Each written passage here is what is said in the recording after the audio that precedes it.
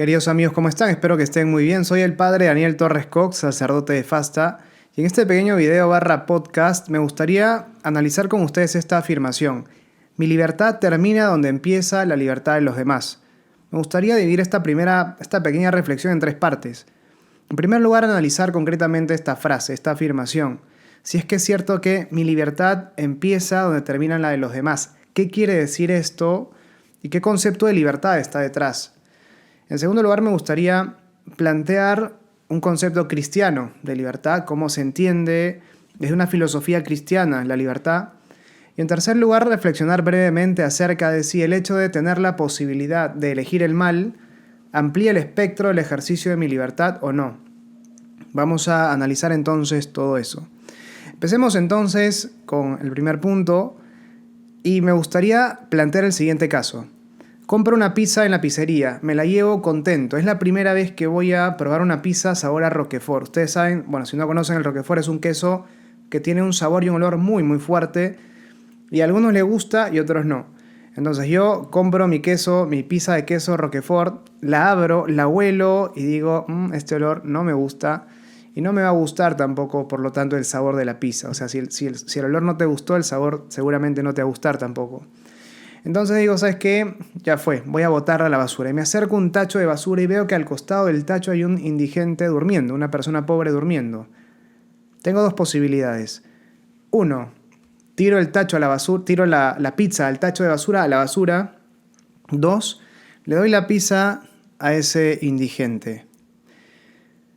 Pregunta, si es que yo elijo tirar la pizza por el tacho a la basura, ¿alguien podría decir que lo que he hecho está mal? ¿Alguien podría haberme obligado incluso a darle algo, a darle la pizza a esta persona? Porque en el fondo la pizza es mía. Yo podría hacer lo que yo quiera con ella. Si es que el indigente estaba durmiendo, yo no le he hecho ningún tipo de daño al tirar la pizza a la basura. Entonces uno podría decir, bajo esta noción de libertad, yo he obrado bien, podría decir, ¿no? Porque no tenía ninguna obligación de darle la pizza a la otra persona. No le he hecho daño a esa persona, no tenía un deber de garante respecto de ella. No he cometido una omisión. Y yo me preguntaría, ¿cambiaría la valoración que podríamos hacer si es que, uno, el indigente no me vio porque estaba durmiendo, que es el caso que hemos planteado, pero en segundo lugar, si me ve? Es decir, el tipo se despierta en ese momento, me ve con una caja de pizza humeante, con lo cual hay una pizza adentro, y yo lo veo, me mira, y yo mirándolo tiro la pizza a la basura. ¿Está mal lo que he hecho? En tercer lugar, me ve, yo lo veo, me sigue mirando, yo lo sigo mirando, y yo saco una pizza, un slice, un pedazo de pizza, y me pongo a bailar con la pizza alrededor de él. Y empiezo a ver cómo se le hace agua a la boca viendo la pizza y después, ¡pum!, la tiro a la basura. ¿Cambia en algo la valoración? Algunos dirán, bueno, el último caso claramente está mal lo que he hecho. En eso creo que estamos de acuerdo, o no, no lo sé. Pero tratemos de analizar estos casos a partir de la noción de libertad que estamos manejando o que se desprende de esta frase. Mi libertad empieza donde termina la de los demás. Pero antes analicemos un poco esta frase en sí. Esto de decir mi libertad empieza donde termina la libertad de los demás, en realidad lo que quiere decir es, o lo que está de fondo es, puedo hacer lo que quiera mientras no afecte a otras personas. Planteándolo de manera más concreta, puedo hacer lo que quiera mientras no haga daño a nadie, mientras no afecte la libertad de los demás. En el caso concreto, partiendo de esta definición, esta noción de libertad, que es en el fondo una noción negativa de libertad, es decir, no me dice qué es lo que tengo que hacer con mi libertad, sino qué es lo que no debo hacer. Lo que no debo hacer es afectar a otras personas. Pero mientras no afecte a nadie, puedo hacer lo que quiera. Entonces, yo puedo hacer con la pizza lo que quiera. Puedo botarla, si la persona no me vio, puedo tirarla a la basura. Estoy obrando bien. En segundo lugar, si la persona me vio, pero yo no tengo ningún deber respecto a esa persona, entonces yo simplemente agarro la pizza y la tiro a la basura. Y he usado bien mi libertad, no he hecho nada malo, porque la pizza era mía y no había ningún deber respecto de la otra persona. En tercer lugar, en el cual me puse a bailar alrededor de la persona con la pizza en la mano hasta hacerlo salivar y después tirarla a la basura. Uno podrá decir, bueno, en realidad, claro, está mal porque ya provocaste a la otra persona y entonces uno podría decir que le está haciendo un daño, pero digo, por esa provocación que después no se concreta, o sea, esa expectativa que generas en la otra persona que después no se concretó en el hecho de darle la pizza. Pero uno podría preguntar, incluso el hecho de provocar a la otra persona, ¿genera realmente en mí un deber de darle la pizza? Yo puedo hacer lo que quiera con la pizza. En todo caso, lo que está mal es, tal vez, generar una expectativa en el otro que yo no estoy dispuesto a cumplir. Pero aún así, o sea, es mi pizza. Y, o sea, no estaría tan mal tirarla.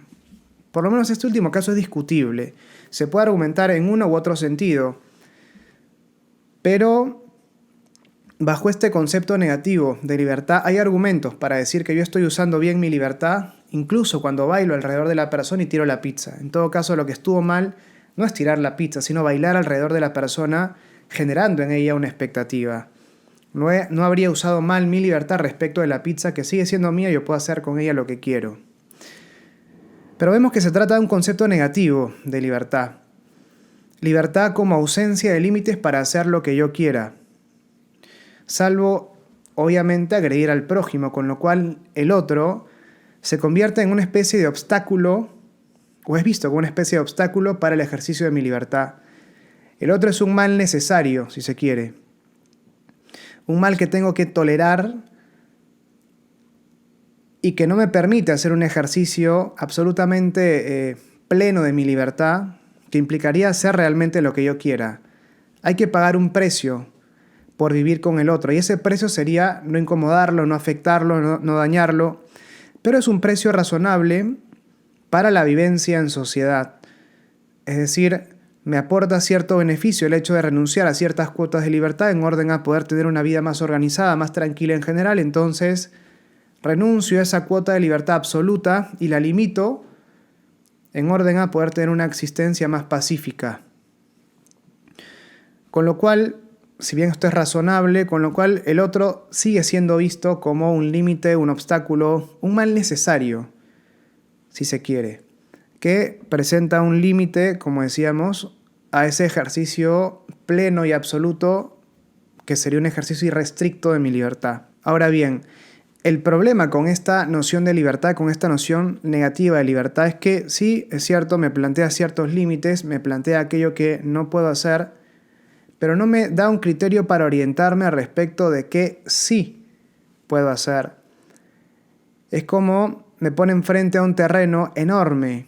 Me dicen, ya, no puedes ir hacia atrás, ese es tu límite. Pero no tengo un mapa de hacia dónde realmente puedo ir en este terreno. En el ejemplo anterior, por ejemplo, de la pizza, darle la pizza a esta persona pobre o tirarla a la basura son ambas acciones que desde una perspectiva negativa de libertad, es decir, libertad como ausencia de daño a otra persona. Pongámonos en el caso de que el pobre no me ve a mí con la pizza, yo simplemente la tiro mientras él duerme.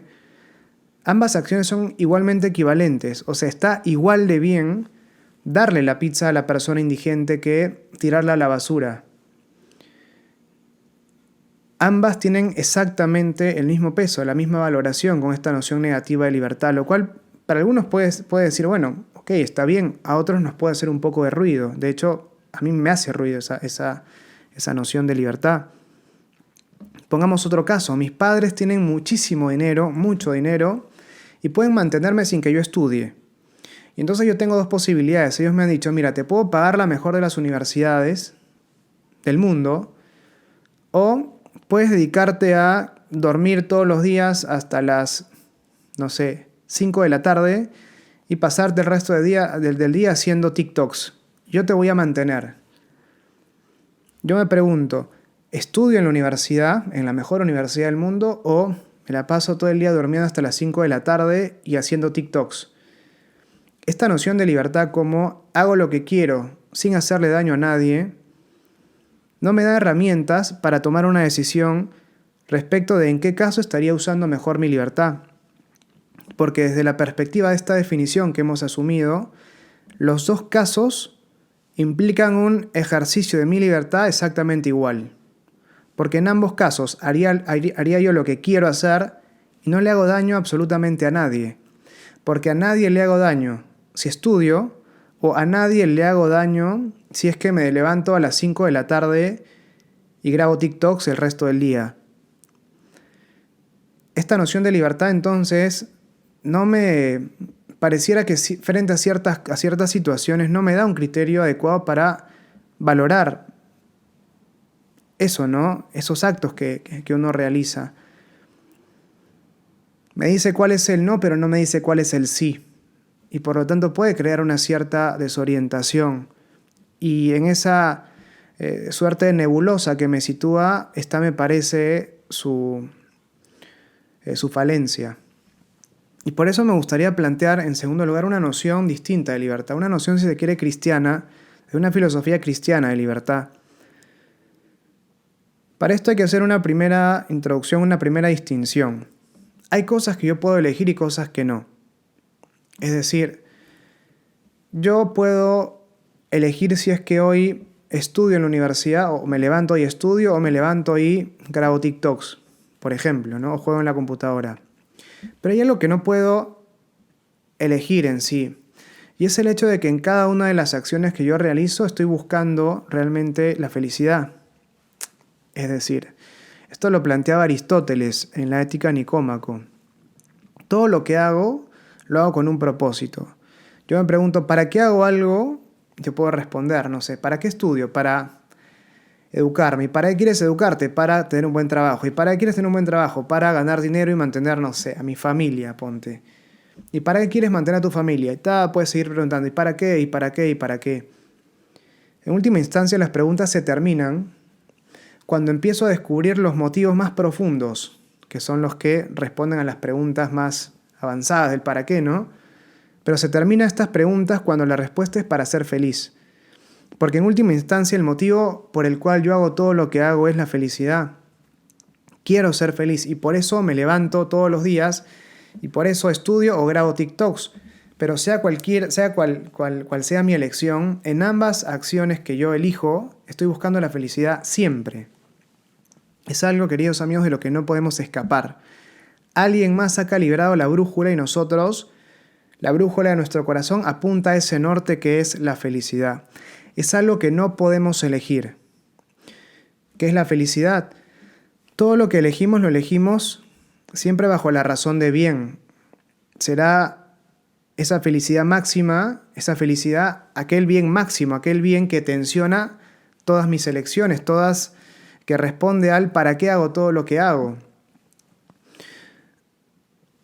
Es cierto, ¿no? Aristóteles, Santo Tomás de Aquino, dicen que hay muchos bienes que el ser humano busca como si encontrara en ellos o como si buscara en ellos la felicidad, como si estuviera en ellos la felicidad, el placer, el poder, el dinero, el honor, la fama, etc., ¿no? Pero en última instancia plantea Santo Tomás que respecto de aquellos bienes en los que no se encuentra la felicidad, cada vez que los consigo, inmediatamente como que mi corazón los prueba y dice, aquí no está la felicidad, y apenas los tengo, los empiezo a despreciar y empiezo a buscar algo más. Es una experiencia que nosotros tenemos permanentemente, es decir, no es que compré mi casa y ahora puedo morir tranquilo, o terminé mi carrera y ahora ya puedo descansar en paz finalmente. No, siempre va a aparecer un nuevo desafío, un nuevo proyecto, algo nuevo que alcanzar, algo nuevo que buscar. Y es que por más grande sea ese bien en el cual ponemos nosotros nuestra felicidad, si ese bien no es capaz de darnos esa felicidad plena, apenas lo tengamos va a perder valor frente a nosotros y habrá en nosotros la necesidad de buscar algo más. En cambio, dice, al respecto del bien en el cual se encuentra auténticamente nuestra felicidad, pasa lo contrario.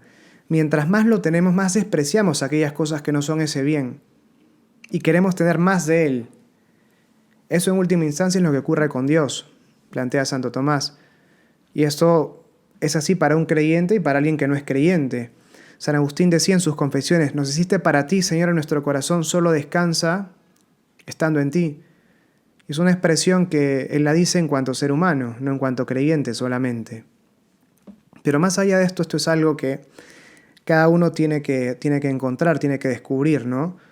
No se trata de que la felicidad sea algo relativo a lo que dependa de cada uno. Nuestra naturaleza es una sola, entonces aquello que me hace feliz, aquello que responde a ese anhelo profundo de felicidad es lo mismo para todos los seres humanos en última instancia. Y ese es el único bien infinito que nosotros, al poseerlo, despreciamos las demás cosas y queremos más de él, como decía Santo Tomás, que es Dios. Pero esta es una búsqueda que nos toca hacer a cada uno, es un descubrimiento que nos toca hacer a cada uno. Pero lo importante es esto, ¿no? Entonces, no hay libertad respecto de la noción de felicidad, respecto de la noción de ese bien máximo en el cual encuentro mi felicidad, respecto a esa máxima perfección en la cual, o que constituye mi felicidad. Ser feliz implica alcanzar mi máxima perfección, implica alcanzar el máximo de los bienes, implica alcanzar, si se quiere, la mejor versión de mí mismo. Pero a nivel como que última instancia, ¿no? Top. Y la libertad, en cambio, se presenta como un medio en orden a elegir los bienes que me conducen a ese bien perfecto. Es decir, si uno se pone a pensar, yo no puedo elegir querer ser feliz o no, pero sí puedo elegir aquellas cosas que creo que me hacen feliz. Y eso me lleva a pensar que la libertad no es un fin en sí mismo, sino un medio. Y la usaré bien, ya no en la medida que no le haga daño a nadie, sino en la medida que me acerque, me aproxime a esa perfección en la cual consiste mi felicidad. En la medida que esta acción que realizo me perfecciona, me hace florecer en cuanto ser humano, me acerca a la posesión de ese bien último, estaré usando bien mi libertad. En la medida que mis elecciones me alejen de mi perfección, me alejen de ese bien último en el cual se encuentra mi felicidad, entonces estaré usando mal mi libertad. En el caso que una acción me haga florecer en cuanto ser humano, me acerque a esa perfección, entonces la estaré usando bien, y si me aleja de esa perfección, la estaré usando mal, mi libertad. Y entonces, visto así, el caso de la pizza se puede resolver de una manera diferente que respecto a esa noción negativa de libertad. Porque no da igual, entonces, tirar la pizza a la basura o dársela a esta persona pobre, aun cuando esta persona no me haya visto. Porque el tirarla a la basura, teniendo yo la posibilidad de ayudar a alguien, no me perfecciona en cuanto ser humano. Y en cambio, realizar un acto de caridad me hace ser una mejor persona, me hace bien, me hace ser una mejor versión de mí mismo. En la medida, por ejemplo, que yo descubra que he sido hecho para amar a otras personas. Esto es muy importante, entonces. Igual el caso del TikTok, de los TikToks, o sea, no da igual levantarme a las 5 de la tarde y grabar TikToks o estudiar en la universidad, porque ir a estudiar en una universidad me hace florecer en cuanto ser humano, me ayuda a adquirir no solo conocimientos, sino habilidades sociales, destrezas, me permite interactuar con otras personas, abrirme a nuevas posibilidades, conocer a alguien que puede no pensar como yo y entonces me reafirmo en mis ideas, o al contrastarlas voy cambiando los puntos de vista que yo antes tenía tal vez como cosas fijas. Es decir, me enriquece el contacto con el otro, me enriquece estudiar en una universidad, como no me enriquece levantarme a las 5 de la tarde y hacer TikToks. Bueno, tal vez me enriquezca, pero de una manera distinta y muy, muy menor. Entonces, no da igual, pues, desde esta noción más positiva, si se quiere, de libertad, elegir una u otra cosa. Si es que yo elijo quedarme en mi casa haciendo TikToks, estoy usando mal mi libertad. No hay otra. Si es que yo elijo estudiar en la universidad, estoy usando bien mi libertad. Cosa que no ocurría con esta noción negativa de libertad. Bueno, esto me parece importante que nosotros lo tengamos en cuenta como que es en el fondo la noción cristiana de libertad. Libertad como medio, no como fin. Y como medio que me ordena mi perfección última, que vista desde la fe es la vida eterna, que es estar finalmente con Dios. Es la máxima perfección, mi máxima felicidad, la posesión del mayor de los bienes, que es Dios, ¿no? En última instancia, felicidad es santidad. Pero, como les digo, es una búsqueda que cada quien tiene que hacer, que cada ser humano tiene que hacer. Porque no es algo evidente para nosotros que esa felicidad está en Dios. porque el régimen por el cual conocemos a Dios en este mundo es el régimen de la fe, lo cual implica una ausencia de visión. No es para nosotros claro que Dios es nuestra felicidad, es un descubrimiento que vamos haciendo y que aquellos que estamos en la iglesia hemos descubierto, o por lo menos deberíamos haber descubierto, ¿no? Pero bueno, pasamos a una tercera cosa brevemente. Preguntarme con ustedes si soy más libre si puedo elegir el mal. Porque muchas veces se dice que el bien está, la libertad implica elegir de entre lo bueno lo mejor. O entre lo bueno y lo mejor, ¿no? Y entonces la posibilidad de elegir el mal no sería un ejercicio adecuado de mi libertad. Si es que elijo mal, ¿no? Bueno, ¿cómo analizamos esto? Pregunta entonces, ¿soy más libre si puedo hacer el mal? Pongámoslo en un caso matemático, ¿no? Para que se entienda un poco más. Si solo puedo elegir el bien, tengo 5 opciones. 5, nada más. Ahora, si además de elegir el bien, puedo también elegir mal, a esas 5 opciones se suman 5 opciones más. Ya tengo 10 posibilidades. Entonces, ¿soy más libre si es que puedo elegir el mal? Eligiendo solo el bien o teniendo la posibilidad de elegir solo el bien, tengo 5 opciones para elegir. En cambio, teniendo la posibilidad también de hacer el mal, se suman otras 5 opciones. Tengo 10. Parecería entonces que la posibilidad del mal amplía el espectro de mi libertad y por lo tanto la posibilidad de elegir el mal en sí mismo, me haría más libre. La posibilidad de elegir el mal me haría más libre. ¿Es cierto esto? Una primera cosa muy importante a tener en cuenta aquí respecto a este punto es que todo lo que elijo, lo elijo siempre bajo la razón de bien. ¿Qué quiere decir? ¿La droga me hace daño? Sí. ¿Por qué la elijo? Porque además de hacerme daño me hace bien. Me permite, por ejemplo, experimentar placer, y el placer es algo bueno. Ya sea que lo busque de una manera desordenada, por ejemplo a través de las drogas, sigue siendo algo bueno, algo que me genera atracción, por lo tanto. El mal no atrae, atrae el bien, siempre.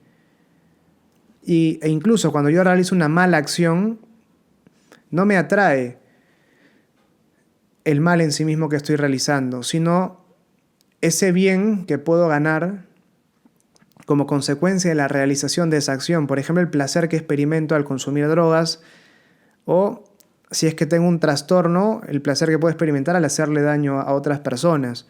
Pero en última instancia estoy buscando algo bueno con lo que yo realizo. El mal no genera atracción, es incapaz de tensionar mi voluntad. El pecado me hace daño, sí, pues quiebra mi relación con Dios. ¿Por qué lo elijo? Porque algo bueno me aporta. Por ejemplo, me puede aportar un placer momentáneo que en este momento se siente como algo muy atractivo. Es muy atractivo. ¿Por qué alguien está dispuesto a renunciar a su familia por una amante? Un amante, por ejemplo. Una amante o un amante. ¿Por qué? Porque estar con un amante genera placer y el placer es algo atractivo, es algo bueno. Solo que no es bueno buscarlo con un amante, cuando podrías buscarlo con tu esposa. En el marco del amor, obviamente.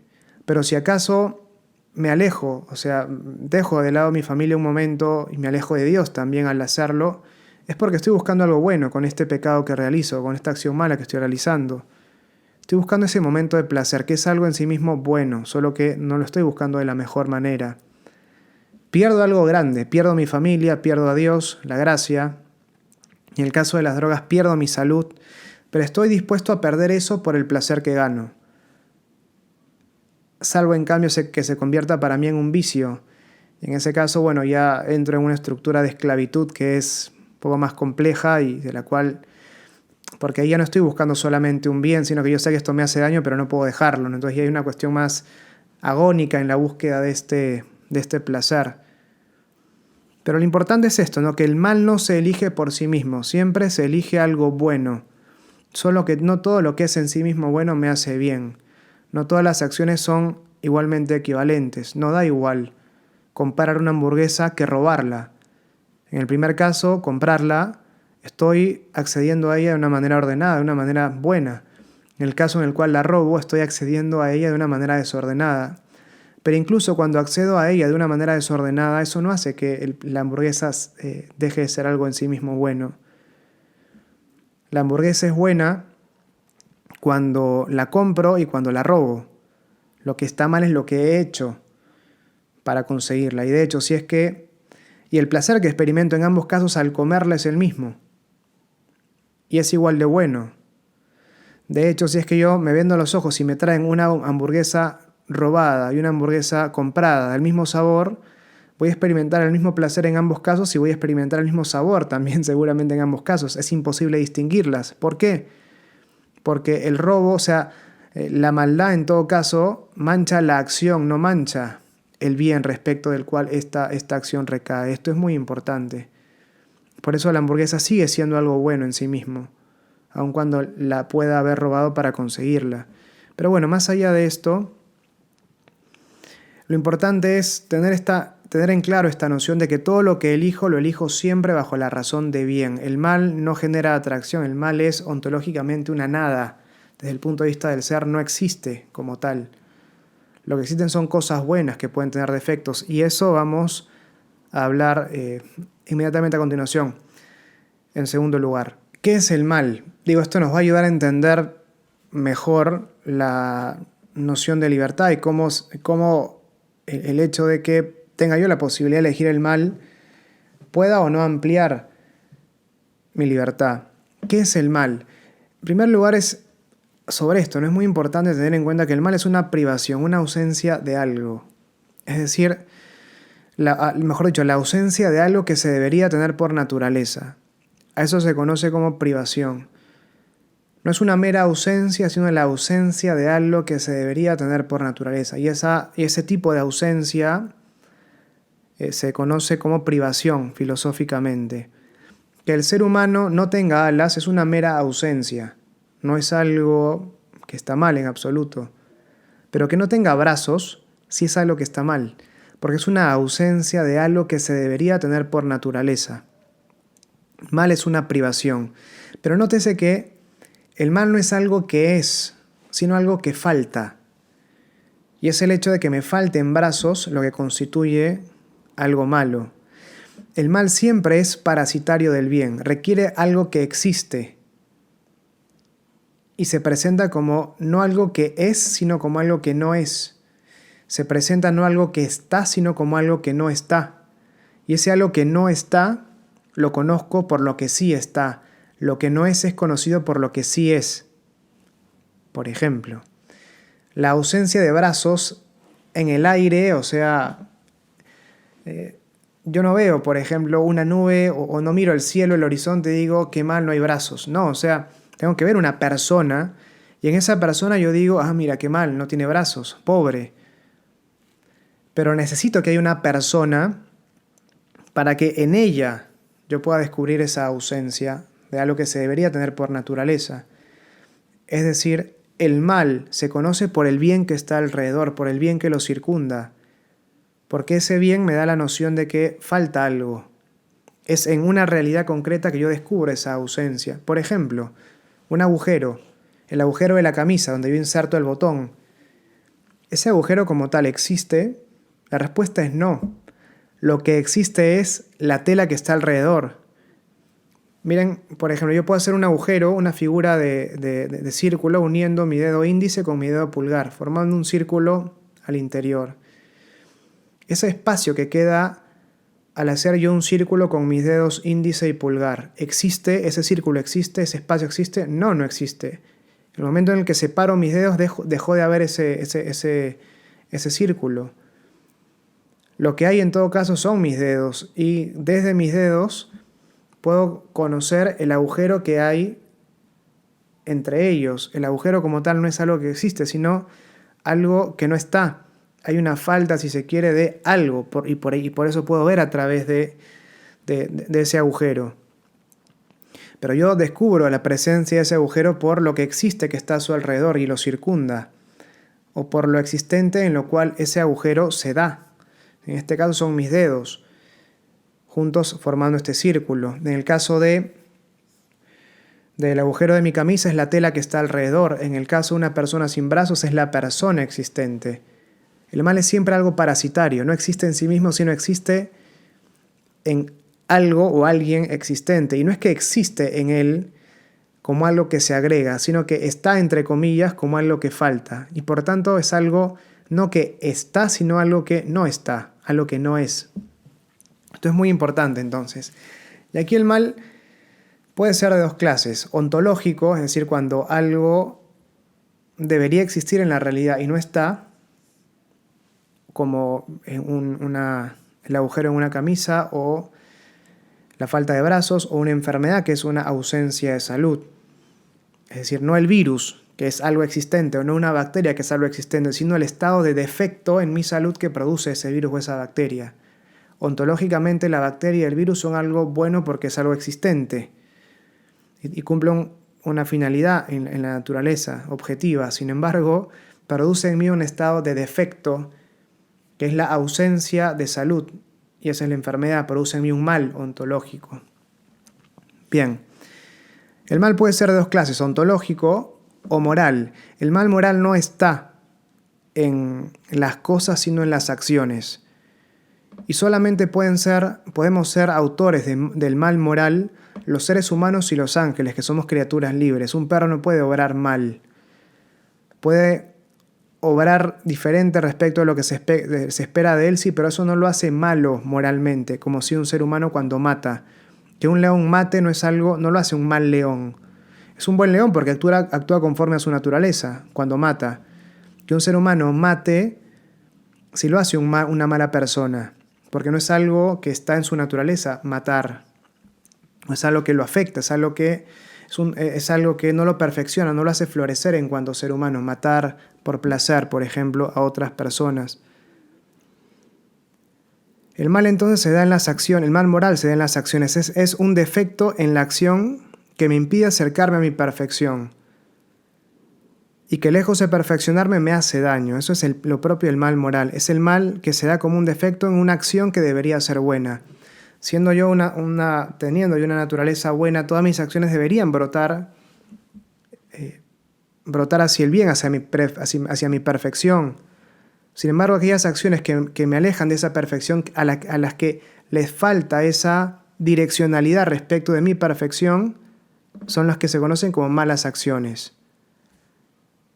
Esto es muy importante porque la posibilidad de elegir el mal entonces no me suma opciones. Porque el mal no es algo, sino es una ausencia de algo, es un defecto introducido en algo que es bueno. Entonces tener la posibilidad de obrar también el mal no me suma opciones, como si a las 5 que yo tenía antes se le sumaran otras 5 adicionales, sino que introduce la posibilidad de elegir defectuosamente esas 5 acciones buenas que yo ya tenía. La posibilidad de elegir el mal no amplía el espectro de mi libertad, sino que manifiesta una debilidad en mi libertad. Porque entonces ya no se trata de que pueda hacer estas 5 cosas bien, sino que puedo hacerlas bien y también mal. No soy más libre entonces cuando puedo elegir el mal. Tengo exactamente las mismas opciones, solo que ahora mi libertad está debilitada y puede elegirlas mal. La posibilidad de hacer el mal entonces no suma nuevas opciones a las que ya tengo. Solo que esas que ya tengo puedo hacerlas ahora mal. Entonces, con una libertad vigorizada, el mal no sería una posibilidad. Si puedo hacer el mal, esa posibilidad es signo de una debilidad en mi libertad, no me da mayor libertad.